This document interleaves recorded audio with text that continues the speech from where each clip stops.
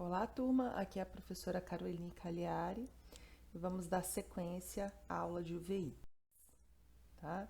Então, como combinado, a gente vai falar sobre uveites posteriores, tá? Na uveite posterior, a gente tem o acometimento da retina e ou da coroide, tá? Na maior parte das vezes, o vítreo também está acometido. Se acometer a retina e a coroide na posição da mácula, onde eu tenho a maior concentração de cones, consequentemente eu vou ter baixa visual, e quando eu tenho acometimento do vítreo, eu posso ter como sintoma a presença de moscas volantes, tá? Eu vou dar uma atenção especial à toxoplasmose. Vocês viram que eu encaminhei 2 artigos para vocês falando só sobre toxoplasmose. Vocês vão estudar novamente toxo na disciplina de ginecologia e obstetrícia, tá? Porque a gente tem a transmissão transplacentária quando a mãe está acometida pela toxoplasmose e pode causar tanto a retinocoroidite quanto malformações no feto. Vocês vão estudar novamente toxoplasmose na disciplina de infectologia e neurologia, porque nos pacientes HIV positivo, a toxoplasmose é a infecção que mais causa encefalite. Então, é uma doença extremamente prevalente em todo o país, tá? É uma das zoonoses mais difundidas no mundo, tá? E aqui no país, a região sul e sudeste são regiões com uma prevalência muito grande de toxoplasmose. Quando falo prevalência, não quer dizer que os pacientes exibam sintomas, não quer dizer que são pacientes que tenham retinocoroidite por toxoplasmose, mas sim pacientes que são que têm a soroconversão, que foram infectados pela toxoplasmose, tá? A maior parte dos pacientes não vai exibir os sintomas, mas a maior parte da população aqui no Brasil tem sorologia positiva para toxoplasmose, quer dizer que já entraram em contato com a doença. Esse é o ciclo do Toxoplasma gondii no ambiente, tá? E é muito importante que vocês saibam que não é, ao contrário do que a maior parte das pessoas pensa, não é o gato, tá, que vai transmitir diretamente a doença. Você não é contaminado pela toxoplasmose quando você é arranhado por um gato ou simplesmente por ter um gato de estimação em casa, tá? Para você contrair a toxoplasmose, além daquelas vias que eu falei previamente, né? Transmissão transplacentária, transplante de órgãos contaminados ou transfusão de sangue contaminado, tá? Eu preciso que um gato doente, um gato acometido pelo Toxoplasma gondii, tá? Elimine os oociços no ambiente, elimine os oociços nas fezes contaminadas no ambiente, e essas fezes vão contaminar fontes de água, vai contaminar plantas, vai contaminar grama, e alguns animais vão se alimentar dessas plantas, vão ingerir essa água, vão comer esses alimentos contaminados, como bois e porcos, tá?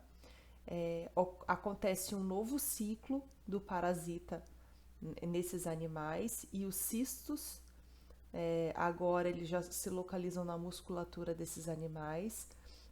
E quando o homem, que é o hospedeiro intermediário, né, o hospedeiro definitivo é o gato, quando o homem ele se alimenta ou dos alimentos contaminados no ambiente pelas fezes, ou ingere água contaminada, ou ingere alimentos que foram mal lavados, estão contaminados pelas fezes do gato, ou ingere na forma de cistos teciduais localizados na musculatura da carne de boi, da carne de porco mal cozida, tá?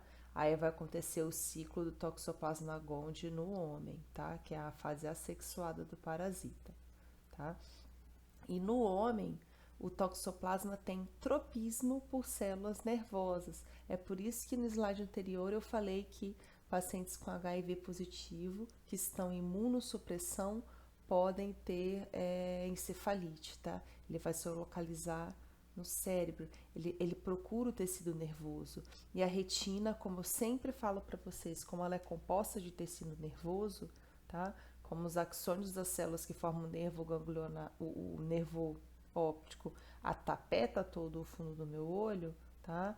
O parasita pode se localizar na retina, por contiguidade acometer a coroide, eu vou ter a uveíte posterior ou retinocoroidite, que é a principal lesão do toxoplasma no homem, tá? Veja bem que eu disse que a maior parte da população teve contato com o parasita. Não quer dizer que vai manifestar a doença. E muitas pessoas que manifestam a retinocoroidite, como a lesão, a inflamação, nem sempre está localizada na mácula, ela pode se localizar em qualquer ponto da retina e na coroide, dentro do olho, tá? Não é todo paciente com retinocoroidite toxoplasmose que vai perceber que foi infectado. Alguns pacientes não vão ter essa noção, tá? Então, aqui novamente, lembrando das medidas preventivas, tá? Não tem nada, veja que eu não menciono eliminar, castrar gatos, não tem nada a ver, tá? O que a gente tem que evitar é contato com fezes de gato, ingerir água ou alimentos mal lavados, evitar a ingestão de carne crua, tá? Evitar a ingestão de leite e queijo de origem duvidosa, né? Que não foram industrializados, que você não sabe a procedência. Essas são as formas de evitar a toxoplasmose. Então, novamente, para vocês fixarem, não é todo paciente que entra em contato, que é infectado por toxoplasmose, que vai desenvolver a doença. A maioria não vai, tá? E daqueles que desenvolvem a doença, vão perceber quando tem acometimento ou disseminado do vítreo ou acometimento da mácula, tá? A maior parte dos pacientes que apresentarem a forma ocular da toxoplasmose não vai nem perceber que foram acometidos. E uma vez na retina e na coroide, eu não tenho mais como eliminar a toxoplasmose ocular. Por quê? Porque ela vai causar a lesão, a destruição, vai causar retinocoroidite e ou tratando o paciente ou a própria imunidade do paciente entrando em ação, tá? Ela vai controlar, vai combater aquele parasita dentro do olho, só que aí em algum momento o parasita ele vai retornar à fase de cisto, tá? E eu não tenho ainda medicamentos que sejam capazes de destruir a forma de cisto do toxoplasmose sem causar destruição tecidual profunda, tá? Eu não tenho. Uma vez que ele virou cisto, enquanto ele é bradizoíta, a gente consegue com medicamentos controlar, tá? Mas uma vez que ele volta à forma de cisto no tecido nervoso, no olho, não tem um medicamento capaz de destruir o cisto sem causar destruição tecidual profunda. Então, é uma doença que vai cursar com períodos de atividade e remissão, tá? Então, quando eu tenho rotura dos cistos, tá? Na forma replicante, na forma assexuada de proliferação do parasita, eu vou ter lesão tecidual, a própria reação imune do hospedeiro, que é o homem, ele pode causar lesão tecidual, tá? E quando eu tenho períodos de imunossupressão por algum motivo, eu vou ter replicação do parasita, tá?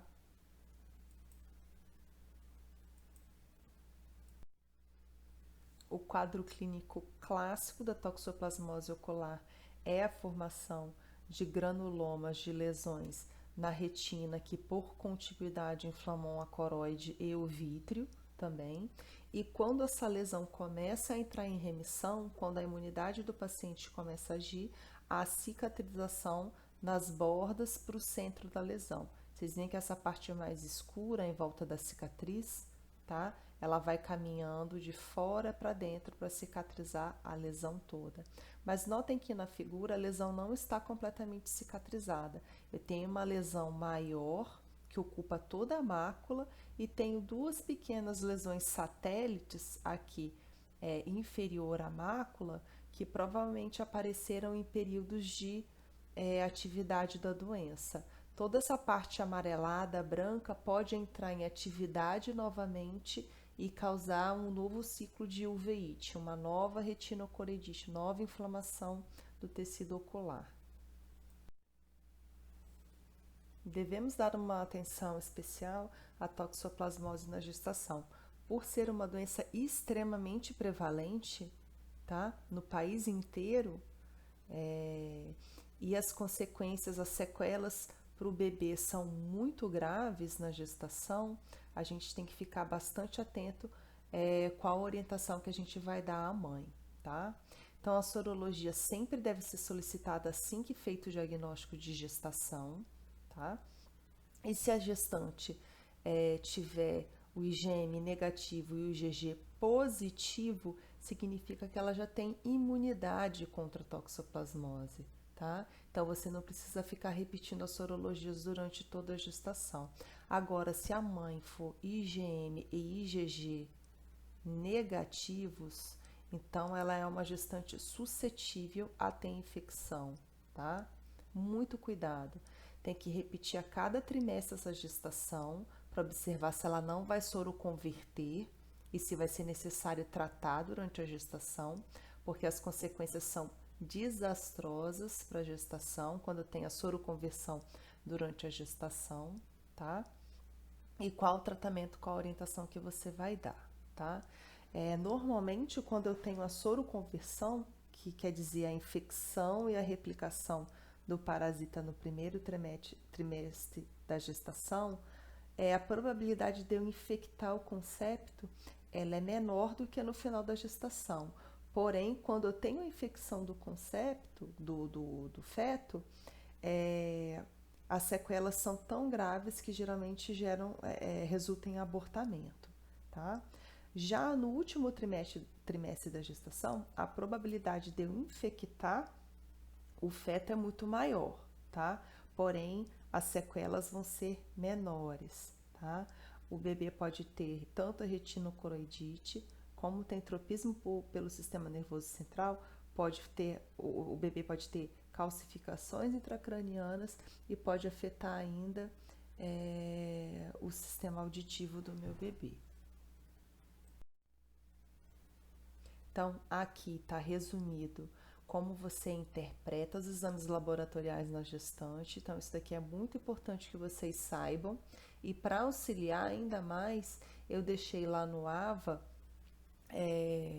um manual com todo esse passo a passo, como você acompanha a gestante suscetível para toxoplasmose durante a gestação, tá? Quem for trabalhar com medicina da família, quem for trabalhar com PSF, for realizar exames pré-natal, ali está explicando o passo a passo como que você vai interpretar os exames laboratoriais. E aqui no slide está explicando também. Então, quando você tiver uma gestante, então atenção aqui para a última linha, quando você estiver suspeitando da soroconversão da gestante, no primeiro trimestre, o que você tem que fazer? Você tem que descartar se aquela infecção, se a mãe se infectou antes dela engravidar, que aí a probabilidade de contaminar o embrião ou o feto é muito pequena, então você não precisa tratar aquela gestante,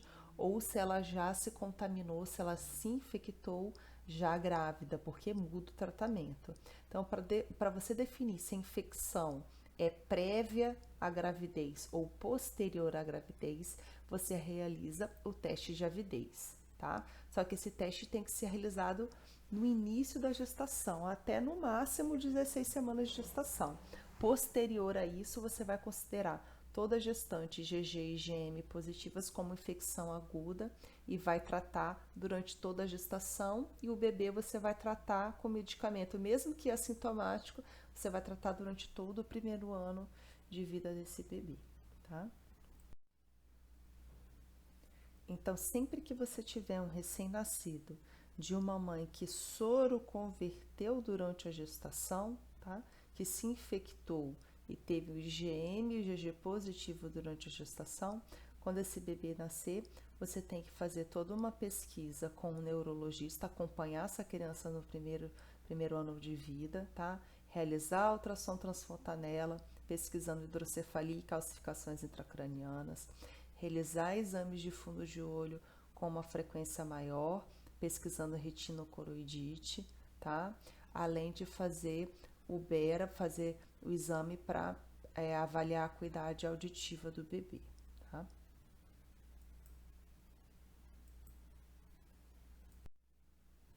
Aqui estão as formas de tratamento do adulto, que você vai entrar com um desses esquemas aqui, ou pirimetamina mais ácido folínico, sulfadiazina e prednisona, ou clindamicina e prednisona, ou sulfametoxazol trimetoprim mais prednisona, tá? Que é o Bactrim F mais prednisona.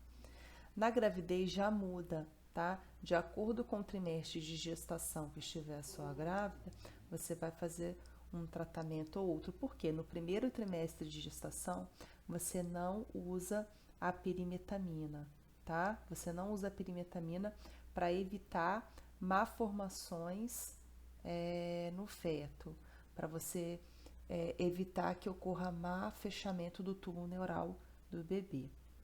No segundo trimestre você pode usar todas as medicações, tá? E no terceiro trimestre você vai evitar a sulfa para evitar que o bebê evolua com kernícteros, tá? Então no primeiro trimestre você evita a pirimetamina e no último trimestre de gestação você evita a sulfa, beleza? Aqui é uma pegadinha de prova de residência, quero que vocês fiquem atentos, tá? Eles querem confundir o aluno entre a uveíte causada, a uveíte posterior causada pela toxoplasmose com a doença da arranhadura do gato. Uma vai ser causada por ingestão, já expliquei para vocês, ingestão de leite, derivados de leite de procedência duvidosa, carne mal passada, alimentos contaminados, tá? E a outra doença vai ser realmente causada por uma bactéria que está presente na unha dos gatos, na saliva, né? Que é a doença da arranhadura do gato, tá? Essa doença, ela cursa com linfadenopatia disseminada e é um diagnóstico diferencial de tuberculose ganglionar e linfoma. São doenças muito prevalentes aqui no estado, então atenção, tá? Doença da arranhadura do gato causada pela bactéria Bartonella ranceli, tá? A gente teve alguns casos descritos tem pouco tempo pela Universidade Federal do Espírito Santo, pelo médicos oftalmologistas da UCAM, tá? Então, ela está presente aqui no nosso estado e é diagnóstico diferencial de tuberculose ganglionar e linfoma pelas linfadenopatias disseminadas.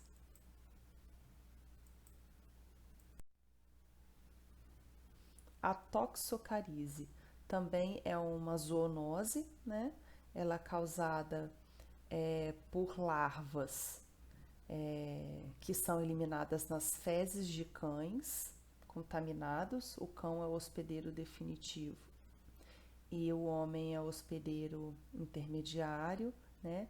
E essas larvas que causam larva migrans visceral também podem causar toxocaríase ocular. Então a larva vai parar na coroide, né? E vai causando inflamação. Aqui vocês podem ver que a criança acometida de toxocaríase tá com leucocoria, tá? Então, a toxocaríase é um importante diagnóstico diferencial de retinoblastoma, porque causa leucocoria em crianças nessa faixa etária de 3 a 5, 6 anos de idade, tá? E, infelizmente, muitas dessas crianças acabam tendo o olho nucleado porque ou entra em panuveíte, eu não consigo controlar mais infecção, ou pela dúvida diagnóstica com retinoblastoma, a gente acaba tendo que remover o olho da criança. O HIV pode causar várias formas de uveíte. A mais frequente é uma uveíte que manifesta uma uveíte posterior com esses pontinhos brancos que parecem floquinhos algodonosos na retina e que se resolve espontaneamente. Geralmente, quando melhora o CD4, já melhora essa uveíte posterior.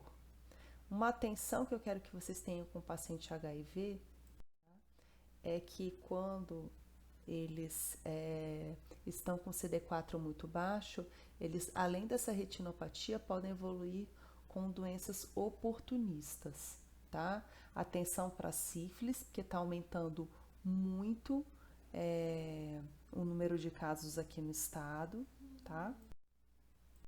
E atenção com citomegalovírus, que é uma das principais infecções oportunistas em pacientes com AIDS, com CD4 menor que 50, tá?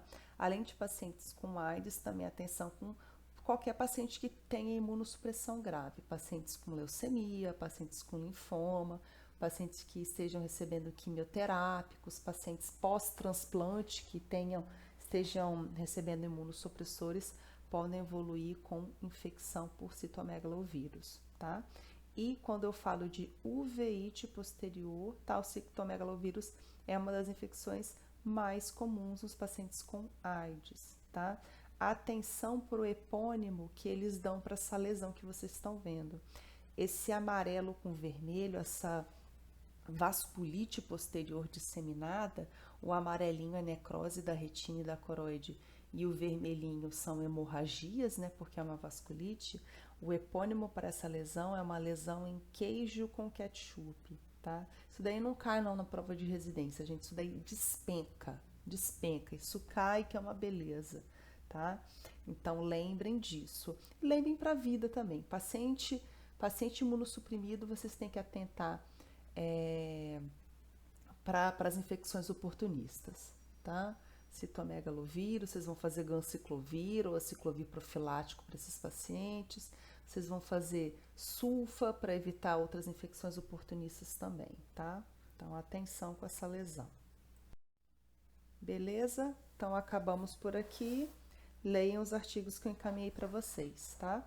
Quinta-feira a gente discute mais, a gente fala mais sobre o uveíte.